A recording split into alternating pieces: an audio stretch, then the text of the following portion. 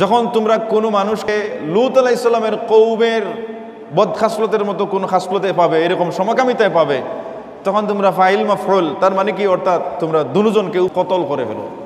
ও লূতান, লূত আলাইহিস সালাম ইজ ক্বালা লিকাওমিহি, যখন তার কওমকে তিনি বলেছিলেন যে আতাতুনাল ফাহিশাতা মা সাবাকাকুম বিহা মিন আহাদিম মিনাল আলামিন, তোমরা যে কাজে লিপ্ত হয়েছো এই রকমের কাজে ইতিপূর্বে আল্লাহর জমিনের মধ্যে, বিশ্বের মধ্যে কোনো মানুষ লিপ্ত হয় নাই, সমকামিতায় লিপ্ত হয় নাই। নাউযুবিল্লাহি মিন যালিক। সমকামিতায় যারা লিপ্ত হয় তাদের শাস্তির ব্যাপারে আল্লাহ বলেছেন সূরা নিসার মধ্যে যে ওয়াল্লাযানা ইয়াতিয়ানিহা মিনকুম ফাআযুহুমা, যখন তোমরা দুইজন ব্যক্তিকে এইরকম কাজে লিপ্ত পাবে তখন তোমরা দুইজনকেই শাস্তি দাও, দুইজনকেই শাস্তি দাও, কারণ দুজন দোষী।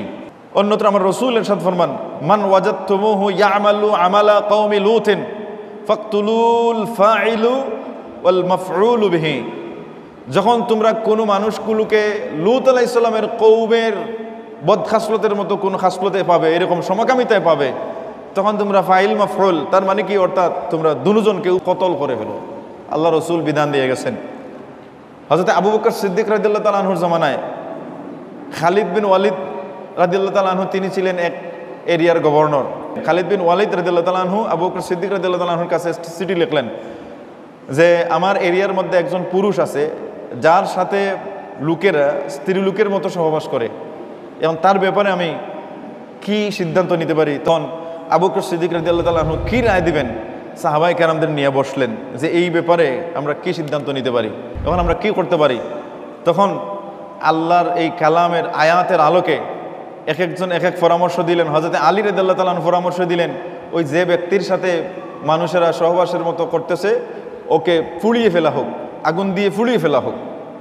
তখন এটা সব সাহাবায়ে কেরামরা একমত হইলেন, ইজমায়ে সাহাবা হইয়া খালিদ বিন ওয়ালিদকে এই রায় দিলেন। তাফসীরাতে আহমদিয়ার মধ্যে আল্লামা মোল্লা জিউন রহমতুল্লাহ এনেছেন যে তিনি 3টা রায় এনেছেন অনেকগুলো হাদিসের আলোকে, যে যদি কাউকে সমকামিতায় লিপ্ত পাওয়া যায় তাহলে তাদেরকে পানিতে ডুবিয়ে মারা হবে, অথবা পুড়িয়ে ফেলা হবে, অথবা পুড়িয়ে জ্বালিয়ে ফেলা হবে, অথবা উঁচু স্থান থেকে ফেলে দিয়া পাথর মেরে তাদেরকে হত্যা করা হবে। যেভাবে লূত আলাইহিস সালামের কওমকে একেবারে মাটি সহ আল্লাহ আসমানে তুলে উল্টাইয়া মাটি চাপা দিয়ে মেরেছিলেন, ঠিক সেইভাবে যেহেতু লূত আলাইহিস সালামের কওমের মতো কাজ করতেছে, তাহলে দেখা গেল এই ধরনের কাজ যারা লিপ্ত এরাই ফিতনাবাজ, এরাই দেশের মধ্যে, এলাকার মধ্যে, সমাজের মধ্যে অশান্তি সৃষ্টিকারী, এদের কারণে আল্লাহর গজব আসতেছে।